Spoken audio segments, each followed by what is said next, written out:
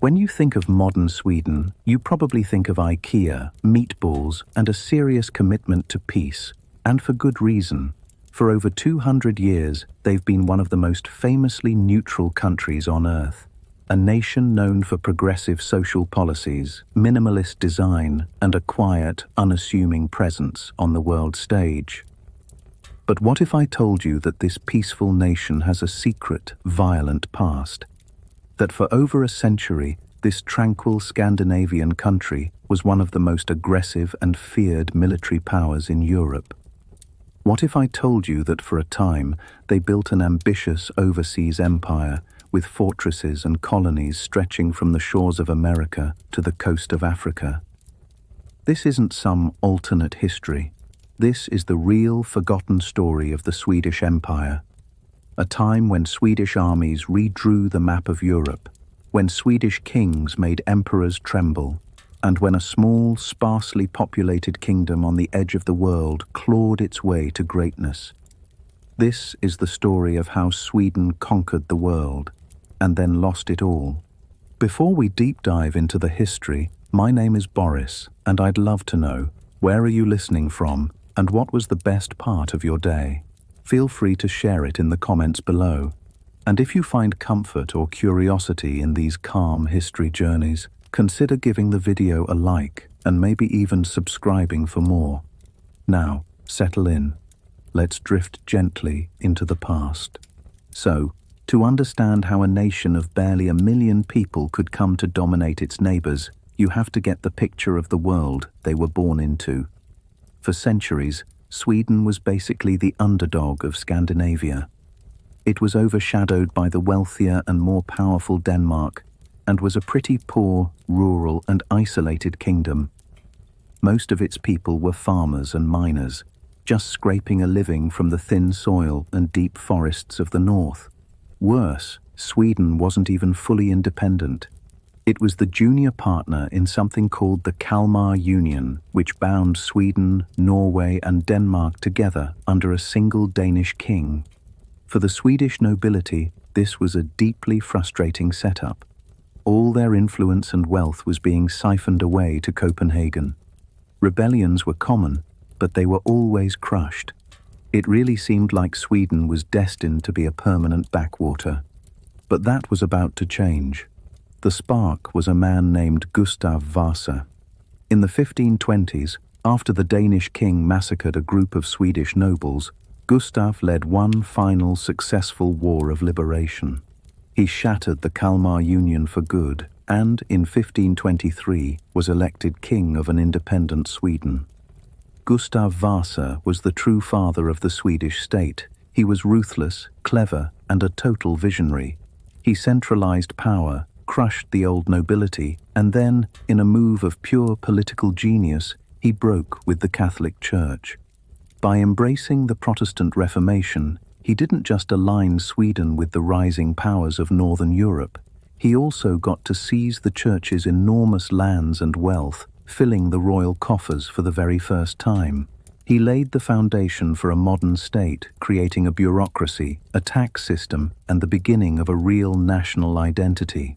But even with all of Gustav's reforms, Sweden was still poor. Its greatest resources were copper and high-quality iron ore, but it didn't have the cash or the know-how to really exploit them. The solution came from a wave of skilled immigrants, especially the Walloon Dutch merchant Louis de Geer. He and others brought advanced industrial techniques that would turn Sweden's raw materials into military and economic power. Suddenly, Sweden wasn't just producing iron, it was producing the best cannons in Europe. Still, a strong economy and a unified state weren't enough. To be a real power, Sweden needed an army to match. For that, it would have to wait for Gustav Vasa's grandson, a man who would not only perfect the Swedish state, but would forge it into the most lethal military machine of its age. His name was Gustavus Adolphus, and he would become known as the Lion of the North. When Gustavus Adolphus took the throne in 1611, he inherited 3 different wars at the same time, against Denmark, Russia, and Poland. Not a great start for a 17-year-old king. Sweden was surrounded, its resources were strained, and its existence was on the line. But where others saw a crisis, Gustavus saw an opportunity. He saw that the old ways of war, with their clumsy, slow-moving formations of mercenaries, were totally obsolete. He imagined a new kind of army, and over the next decade, that's exactly what he built. Gustavus Adolphus is rightly called the father of modern warfare, and his reforms were revolutionary. He created a national standing army through conscription, which meant his soldiers weren't just fighting for pay. They were fighting for their king and country. He professionalized the officer corps and standardized all their equipment. But his real genius was on the battlefield. He introduced light, mobile artillery that could actually be moved around during a fight, a huge change from the heavy, static cannons everyone else was using. He trained his cavalry to charge with sabers instead of the old, ineffective tactic of riding up, firing pistols, and riding away. Most importantly, he perfected the idea of combined arms. His infantry formations were smaller and more flexible, mixing musketeers and pikemen in agile units that could deliver devastating waves of fire, all while being supported by that mobile artillery.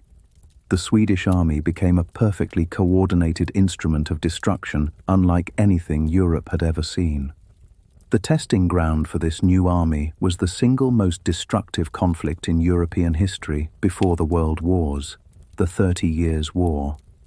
It started as a religious fight between Protestants and Catholics in the Holy Roman Empire, but it quickly spiraled into a political struggle for control of the continent. By the late 1620s, the Protestant side was on the verge of collapse. The Catholic armies of the Habsburg Emperor were winning everywhere, and it looked like all of Germany would fall under their control. This was a direct threat to Sweden. A Habsburg-controlled Baltic would strangle Swedish trade and leave the kingdom totally vulnerable. So, for both religious and strategic reasons, Gustavus had to act. In the summer of 1630, with just over 13,000 men, he landed in northern Germany. The Catholic commanders just laughed at this snow king, thinking he and his tiny army would melt away before the might of the empire. They were about to learn a brutal lesson. On September 17, 1631, the Swedes met the main imperial force at the Battle of Breitenfeld. The Imperials were a massive traditional army. The Swedes were smaller, more mobile, and more flexible. At first, the battle went badly. The Swedish allies from Saxony broke and ran. But as the Imperial cavalry charged what they thought was a collapsing flank, they ran straight into the disciplined firepower of the Swedish brigades. The Swedish line held, reformed, and counterattacked. Gustavus's mobile artillery hammered the dense Imperial formations, and his cavalry smashed their flanks. By the end of the day, the supposedly invincible Imperial army was annihilated. Breitenfeld was a thunderclap that echoed across Europe. In a single day, Gustavus Adolphus had shattered the myth of Habsburg invincibility. He became a legend, the Lion of the North. For the next year, he marched his army across Germany, conquering a vast swathe of the Holy Roman Empire. It seemed like nothing could stop him, but his incredible rise came to a sudden, tragic end. On November 16, 1632, at the Battle of Lutzen, Gustavus led a cavalry charge into a thick fog of gunpowder smoke and rain. He got separated from his men and was cut down behind enemy lines. The Lion of the North was dead. His army, enraged, fought on with a terrible fury and won the battle, but the soul of the campaign was gone. The death of Gustavus Adolphus could have been the end. The country was now technically ruled by his 5-year-old daughter, Christina. But the system that Gustavus and his chancellor, Axel Oxenstierna, had built was strong enough to survive. Oxenstierna took over the war effort, and for another 16 years, Swedish armies kept fighting across Germany. When the war finally ended with the Peace of Westphalia in 1648, Sweden was one of the big winners. It was granted huge territories in northern Germany, including western Pomerania and the bishoprics of Bremen and Verden. These weren't just pieces of land, they were strategic ports and river mouths that gave Sweden control over the rich trade routes of the Baltic and North Seas. Sweden was now officially a European great power. The Stormaktstiden, the age of great power, had begun. The second half of the 17th century was the absolute peak of the Swedish Empire. The dream of Dominium Maris Baltici, dominion of the Baltic Sea, was now real. From Germany to Finland to Estonia, Sweden controlled almost the entire Baltic coastline. The sea had basically become a Swedish lake. Tolls and taxes from the great trading ports of Riga, Revel, and Stettin poured into the Swedish treasury, funding the state and its giant army. The monarch at the start of this era was Queen Christina, the daughter of Gustavus Adolphus. She was brilliant, fiercely intelligent, and a huge patron of the arts, determined to make Stockholm the Athens of the North. She invited scholars from all over Europe to her court, including René Descartes. But she was also unconventional. She had no interest in the normal duties of a monarch. She refused to marry, and her lavish spending nearly bankrupted the state. Then, in 1654, she did something that stunned Europe. She abdicated. She secretly converted to Catholicism, the very faith her father had died fighting against, and moved to Rome. The crown was left to her cousin, Charles X Gustav. Charles X was a completely different kind of ruler. He was a warrior, just like his uncle Gustavus Adolphus. He saw Sweden's new power not as something to protect, but as a launch pad for more conquest. His main targets were Sweden's old rivals, Poland, Lithuania, and Denmark-Norway. In 1655, he launched a massive invasion of Poland known as the Deluge. Swedish armies swept across the country, capturing Warsaw and Krakow. But the campaign got bogged down in a brutal guerrilla war. Seeing its chance, Denmark-Norway declared war on Sweden, hoping to get its old territories back. This was a fatal mistake. In a move of incredible audacity, Charles Thaks marched his army out of Poland, across Germany, and straight to the Danish border. He arrived in the middle of one of the coldest winters on record. The sea between the Danish islands had frozen solid, something that almost never happens. After his engineers tested the ice, Charles made a legendary decision. In late January 1658, he marched his entire army, cavalry, artillery, and infantry, across the frozen sea. The Danes were in total shock.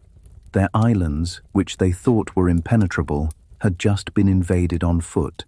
The Swedish army showed up at the gates of Copenhagen, and the terrified Danish king had no choice but to surrender.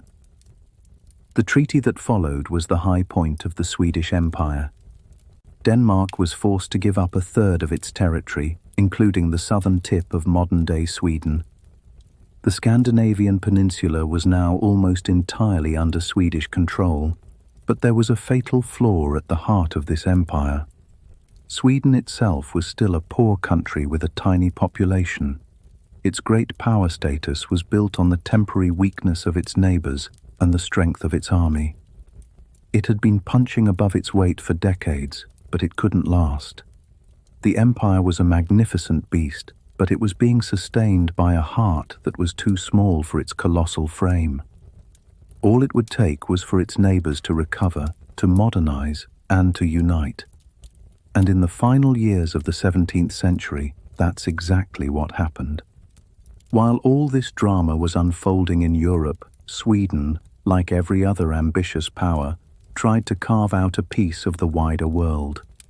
Its colonial adventures were a fascinating, if ultimately unsuccessful, sideshow to the main event, but they show the sheer scale of Sweden's global ambitions. The first and biggest venture was in North America. In 1638, 2 ships sailed up the Delaware River and established Fort Christina, the first European settlement in the area, right at the site of modern-day Wilmington, Delaware. The colony of New Sweden was always small. Unlike other colonial powers, their relationship with the native Lenape people was mostly peaceful and based on trade. But the colony was always on shaky ground. It was underfunded and caught between the expanding Dutch and English colonies. In 1655, the powerful Dutch governor Peter Stuyvesant sailed a fleet into the Delaware and forced the Swedes to surrender. New Sweden lasted just 17 years, but it left a lasting mark, introducing the log cabin to America. Around the same time, Sweden also turned to Africa, founding the Swedish Africa Company.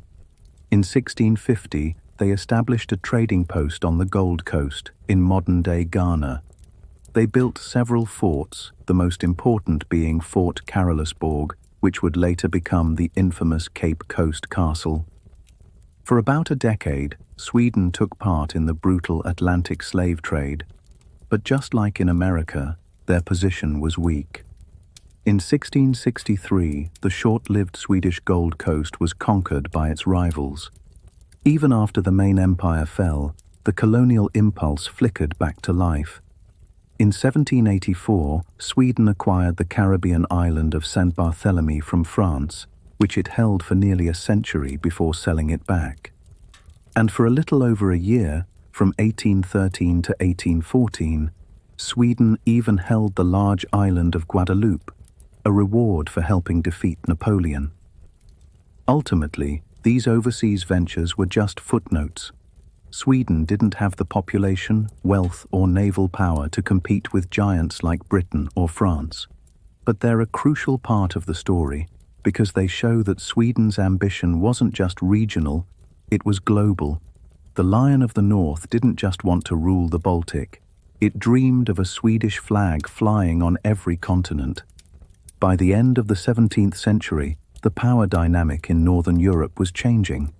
In Russia, a new Tsar was on the throne, a man of boundless energy and brutal ambition with a clear vision to modernize Russia and get access to the Baltic Sea. His name was Peter the Great. He, along with a revived Denmark and a vengeful Poland, saw that the Swedish Empire was stretched thin.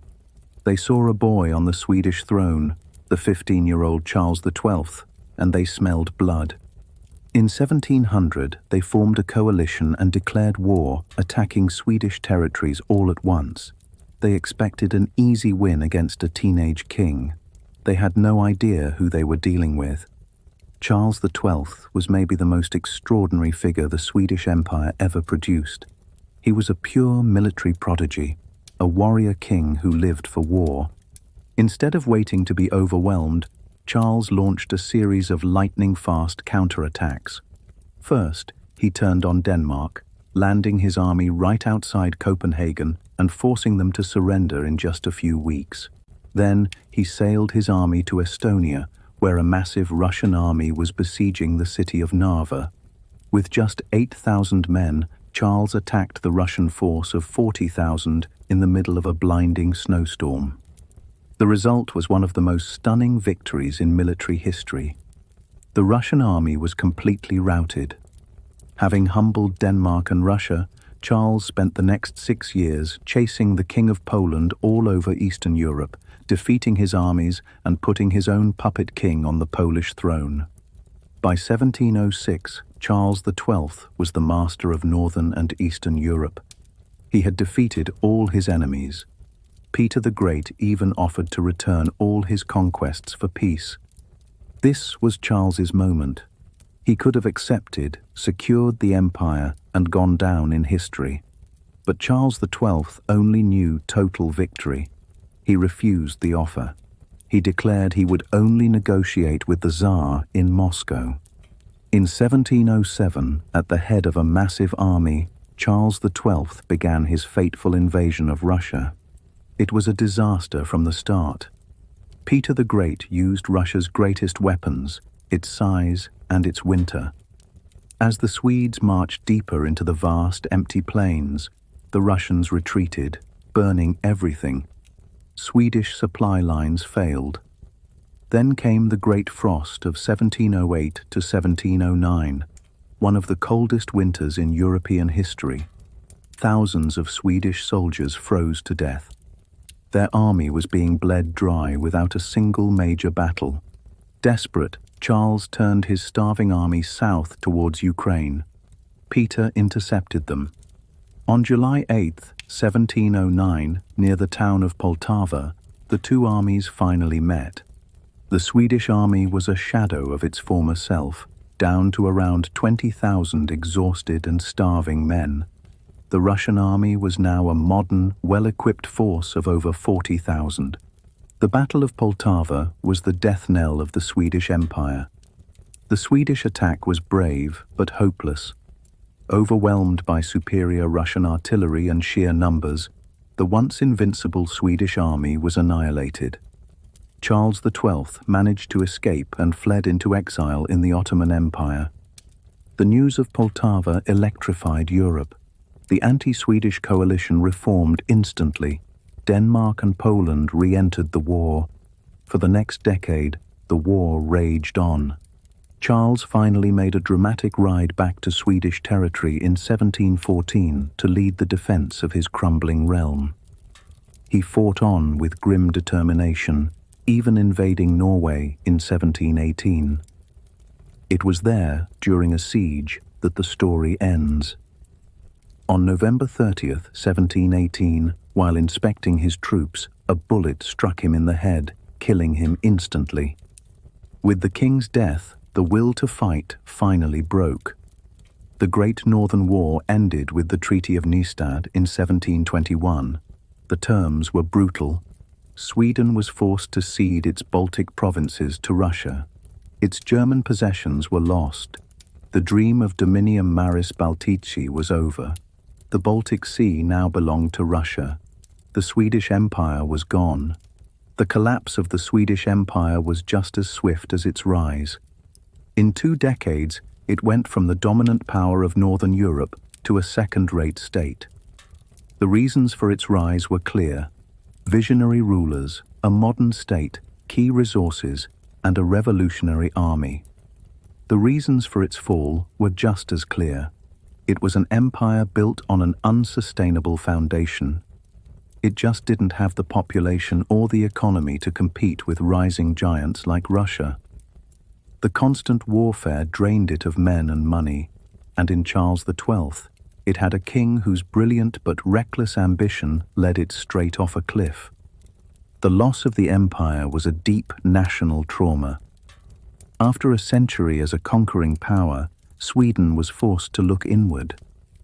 The era that followed was called the Age of Liberty, where the Swedish parliament seized power, blaming the absolute monarchy for the disaster. A new foreign policy emerged, one based not on conquest, but on survival. Over time, this evolved into the famous Swedish neutrality we know today. So, the peaceful, non-aligned Sweden we see now wasn't born from some natural disposition to pacifism. It was forged in the fire of imperial collapse. It was a direct reaction to the glorious, bloody, and ultimately catastrophic era when Swedish armies conquered the world. If you found this secret history fascinating, be sure to like this video and subscribe for more deep dives into the forgotten corners of the past. And let us know in the comments, what other peaceful nation has a surprisingly violent history you'd like us to uncover next? Thanks for watching. Tonight, we have a story that doesn't usually make it into the highlight reels of military history. It's about a warship, a floating fortress meant to be the pride of an empire. A ship so lavishly decorated and packed with so much firepower, it was designed to broadcast the glory of its creator, the King of Sweden, to the entire world. And yet, on its maiden voyage, August 10th, 1628, it sailed for less than a mile before sinking in front of everyone. That's not a joke. This is the story of the Vasa. It's a tale of ambition meeting a catastrophic, almost comical failure. It's a story about a king's ego, engineering that was, let's say, optimistic, and a disaster so complete it was nearly forgotten. but it's also a story of rediscovery and a second chance. So, what if I told you that one of the most advanced warships ever built sank in calm weather, barely out of the harbor? How does a project like that, the pride of a nation, fail so spectacularly? And who, exactly, was to blame? This is the shocking truth of why the Vasa was doomed from the very start. To understand the Vasa, you first have to understand the world it came from. The early 17th century in Europe was a messy time. The continent was busy tearing itself apart in the 30 Years' War, a conflict that started over religion and devolved into a continent-wide brawl for power. And up in the north, a new power was stirring. Sweden, historically a sort of B-list kingdom, was starting to get ambitious. The man behind this was King Gustavus Adolphus. Ascending to the throne in 1611, he was a king with boundless energy and a to-do list. Known as the Lion of the North, Gustavus Adolphus was a genuinely brilliant military strategist who turned the Swedish army into one of the most effective fighting forces in Europe. He dreamed of a Swedish empire, a Dominium Maris Baltici. Basically, he wanted to own the Baltic Sea. This wasn't just ego. Controlling the Baltic was vital for trade, security, and shoving his armies into Europe. Sweden was in a long-running feud with Denmark and a nasty war with Poland-Lithuania, a conflict that was also a family squabble over who should be king of Sweden. For Gustavus Adolphus, a powerful navy wasn't a luxury, it was a necessity. Ships were the delivery trucks for his formidable armies. They protected trade, and they were how you challenged your rivals. And in the early 17th century, everyone was building bigger, better warships. To be a great power, Sweden needed a great navy, and a great navy needed a flagship, a vessel so powerful it would make enemies think twice. In reality, it needed to be more than just a warship. It needed to be a statement. In 1625, the king sent his orders. A new fleet was to be built, and its crown jewel would be the grandest ship of them all. This ship would be named Vasa for the royal family. It was to be a floating symbol of his reign and the primary tool of his imperial ambitions. From its very conception, the Vasa was carrying the immense weight of a king's ego. The stage was set for a masterpiece, but behind the scenes, the project was already on shaky ground. The contract to build the Vasa was signed on January 16, 1625. The man in charge was Henrik Hubertsson, a Dutch-born master shipwright in Stockholm.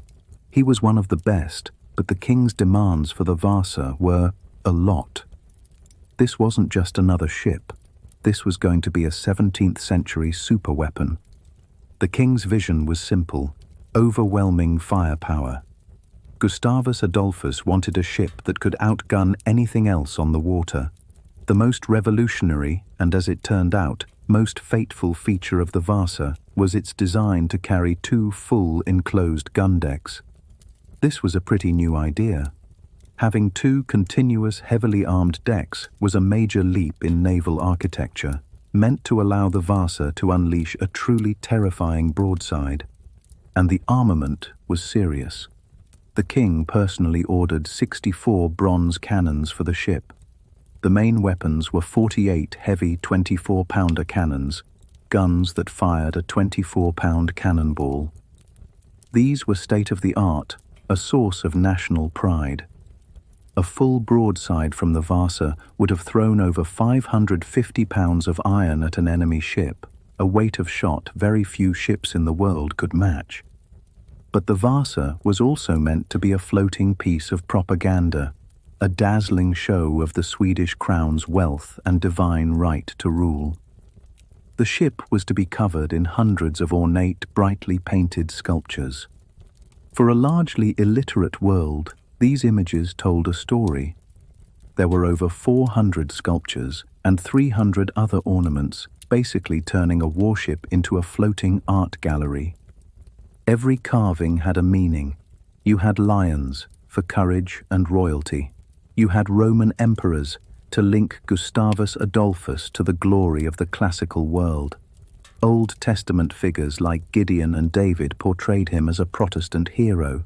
They even had sculptures designed to mock his enemies, including carvings of humiliated Polish noblemen. The stern was covered with the Swedish coat of arms held up by giant lions. When it was new, all this would have been a riot of gold, red, and blue paint, an awe-inspiring sight designed to intimidate anyone who saw it. This combination of firepower and art was the king's vision. The Vasa was to be a masterpiece, both beautiful and terrifying. But this grand vision came with pressure. The king, away fighting in Poland, was getting impatient. He wanted his ship, and he wanted it now. This urgency, this constant pressure from the most powerful man in the kingdom, would begin to cause problems, forcing the shipwrights to take risks that would have, let's say, unfortunate consequences. The Stockholm Naval Yard in 1626 was a busy place. The keel of the Vasa was laid, the first piece of what was meant to be a masterpiece. But right from the start, the project had issues. The first was a classic case of project mismanagement. King Gustavus Adolphus, hundreds of miles away, was a micromanager. He kept sending letters with new demands. The original plan was for 2 larger and 2 smaller ships. But then the Swedish Navy lost 10 ships in a storm, and suddenly the king needed new warships, fast. Then came the big change. The king had heard about ships with 2 gun decks and decided he had to have one. He demanded the Vasa be that ship, loaded with all those heavy 24-pounder cannons. This was a radical change from the original, more conventional plans. It's thought that the shipwright, Hybertson, had to stretch the dimensions of a smaller single gun deck design to fit the king's orders. Evidence from the wreck suggests the upper parts of the hull were made wider, making the ship top-heavy. In the 17th century, shipbuilding was based on experience and rules of thumb. There were no computer models or precise blueprints. You just knew a ship of a certain length needed to be a certain width. Adding a second, heavy gun deck, loaded with tons of bronze and oak, high above the waterline, threw all those proven proportions out the window. The ship's center of gravity was creeping dangerously upward. Then, in 1627, the master shipwright, Henrik Hybertson, died. His assistant, Hein Jakobsen, took over. He inherited a flawed design, was under immense pressure from the king to finish, and probably didn't have the authority to say, "Your Majesty, this is a terrible idea." As the ship neared completion, people started to notice something was wrong. There was a stability test in the harbour. Vice Admiral Claes Fleming, a friend of the king, was there. The test was simple. 30 men ran back and forth across the upper deck to make the ship roll. After just 3 laps, the ship was rocking so badly they had to stop, terrified it would capsize right there at the dock. This was the final warning. The ship was demonstrably, frighteningly unstable. Admiral Fleming reportedly muttered, "If only His Majesty were home." But what could he do? The king, the absolute monarch, had approved the design. He had demanded the heavy guns. He wanted his ship. To stop the launch now would have been career suicide. Fear of the king's anger outweighed the evidence right in front of them. And so they carried on. The last cannons were loaded, the heavy sculptures fixed in place. The ship was given 120 tons of stone ballast, but modern calculations show it needed more than double that to be stable. And if they'd added that much ballast, the lower gun ports would have been underwater, making the cannons useless. The Vasa was caught in an impossible paradox. It could be a powerful warship, or it could be a stable vessel. It could not be both. Sunday, August 10th, 1628, was a calm, beautiful day in Stockholm. Thousands of people lined the shores to see the pride of the Swedish Empire set sail. About 150 sailors were on board, along with their families for this short ceremonial trip. Women and children were invited for the send-off. The ship looked magnificent. its new sails bright and its sculptures gleaming. The Vasa began its journey, warped by cables along the waterfront. Once in more open water, the sailors set the sails. With the day being so calm, they only set 4 of the ship's 10 sails. The gun ports, all 64 of them, were opened to fire a salute. This detail, the open gun ports, would be the final mistake. They were only about 4 feet above the water, a direct result of the ship's top-heavy design. As the Vasa sailed out from behind the shelter of some bluffs, the sails caught a gust of wind. It wasn't a storm, not even a strong wind, just a breeze. For the Vasa, it was enough. The ship heeled over to its port side. Then it righted itself. A moment of relief. But then a second, slightly stronger gust hit. This time, the ship tilted much further. So far, in fact, that water started pouring in through the open lower gun ports. Panic. The water flooding onto the gun deck sealed the ship's fate. In front of thousands of horrified onlookers, the pride of the Swedish Navy foundered and sank. The whole thing took just a few minutes. It had traveled a mere 1,300 meters. The ship went down in about 105 feet of water, its masts sticking out above the surface like a tombstone. Boats rushed to rescue survivors, but it's estimated that between 30 and 50 people died, trapped below decks. In a matter of minutes, a day of national celebration had turned into a day of national humiliation. The story of the Vasa is one of the most incredible tales in maritime history. If you find these kinds of historical deep dives fascinating, let us know in the comments. Now, back to the immediate aftermath and the hunt for someone to blame. When King Gustavus Adolphus, still in Poland, heard the news, he was furious. His symbol of power was now a wreck at the bottom of the harbor. He demanded answers, and he demanded someone be punished. The ship's captain, Sirfring Hansson, was arrested. An inquest was held just days after the sinking. The hunt for a scapegoat had begun. First, they asked the captain, was the crew drunk? Hansson swore they were not. Were the cannons secured properly? Later, evidence would prove they were. Hansson's defense was simple. The ship was too unstable, even though all the ballast was in. The ship was to blame, not the crew. Other crew members backed him up, recounting the failed stability test. With the crew off the hook, the inquiry turned to the shipbuilders. Hein Jakobsen, who took over after Hybertson's death, had a clever defense. He said the ship had been built exactly to the dimensions approved by the king himself. He was just following the plans, and those plans had been changed to fit the king's own demands. When pressed, the man who signed the contract, Arend de Groot, basically said it was the will of God, and there, the inquiry stalled. How could you punish men for following the king's orders? How could you blame anyone when the ultimate responsibility lay with the angry monarch demanding a culprit? Admiral Fleming, the man who saw the failed stability test and did nothing, was never even questioned. In the end, no one was ever punished for the Vasa disaster. The master shipbuilder was dead, the crew was innocent, and blaming the king was unthinkable. The official inquiry quietly concluded without a conclusion. The disaster was a national embarrassment, but it was quickly overshadowed by the war. And so, for centuries, the Vasa was largely forgotten, left to rest in the mud at the bottom of Stockholm Harbour. For 333 years, the Vasa sat in its watery grave. The world moved on. The Swedish Empire peaked and declined. The ship faded into legend, but it wasn't gone. It was just waiting. The water in Stockholm Harbour saved it. The cold, low-salt water of the Baltic is not a friendly environment for the shipworm, a mollusk that devours wooden wrecks in saltier seas. Protected by the oxygen-poor mud, the Vasa was perfectly preserved.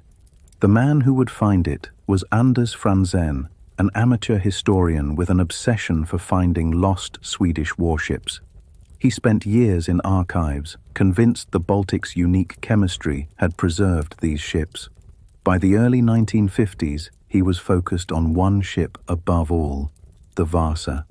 From 1954 to 1956, he searched the harbor from a small motorboat, dragging a homemade coring device. He later said he mostly pulled up rusty stoves and ladies' bicycles, Christmas trees, dead cats, and much else. Many experts told him he was wasting his time, but Franzen kept going. On August 25, 1956, near an island called Beckholmen, his coring device hit something hard. When he pulled it up, it held a plug of blackened ancient oak. He had found it. Finding the ship was one thing, raising it was another. The salvage operation was a massive engineering project. First, divers had to work in the pitch-black water, using high-powered jets to blast 6 tunnels through the mud beneath the Vasa's hull. Through these tunnels, they threaded massive steel cables connected to 2 huge salvage pontoons on the surface. The plan was to pump the pontoons full of water, sink them down, attach the cables, then pump the water out. As the pontoons rose, their buoyancy would slowly lift the 1,200-ton wreck from the seabed. The final lift came on April 24, 1961. It was a global media event. At 9:03 a.m., the top of the hull broke the surface. Then, the carved heads of ancient warriors emerged, water pouring from their faces. After 333 years, the Vasa floated once more. The moment the Vasa broke the surface was the beginning of a new story. Now they had to preserve it. For 17 years, the ship was constantly sprayed with polyethylene glycol, a waxy substance that slowly replaced the water in the wood, preventing it from turning to dust. At the same time, archaeologists excavated the ship's interior. What they found was a time capsule. They found sailors' chests with clothes, shoes, and combs. They found tools, coins, and weapons. In the galley, barrels of salted meat and fish. They even found 6 of the ship's sails folded in lockers, the oldest preserved sails in the world. The remains of at least 15 people were also found, a direct connection to the tragedy. Today, the Vasa rests in its own museum in Stockholm. More than 98% of the ship is original material. To stand before it is a truly strange experience. You can see the heavy timbers, the empty gun ports that sealed its fate, and the hundreds of dark, haunting sculptures. The legacy of the Vasa is complicated. On one hand, it's a monument to a colossal failure, born from a king's unchecked ambition, a cautionary tale about what happens when you ignore experts. And yet, its failure is the very reason it's immortal. Had it not sunk, it would have fought in the war, been damaged, become obsolete, and eventually been scrapped, forgotten like almost every other ship of its time. By sinking, it was preserved. The ship that was once a national embarrassment is now a cherished national treasure. The story of the Vasa is a paradox. It's one of history's most spectacular failures, and one of its greatest archaeological successes. It's the story of a king whose ambition was so great it literally capsized a ship, and of an amateur historian whose own quiet ambition brought it back from the dead. The ship was designed as a terrifying instrument of war, but its real value came from its peaceful discovery 3 centuries later. The Vasa teaches us about the balance between ambition and reality, and about how a single moment of failure can, against all odds, be transformed into a priceless legacy. It's more than just a ship. It's a direct link to a lost world, a piece of the 17th century that survived by sinking, from a symbol of power to a symbol of failure, and finally, to a symbol of discovery. The Vasa remains one of the most compelling stories ever to come out of the sea,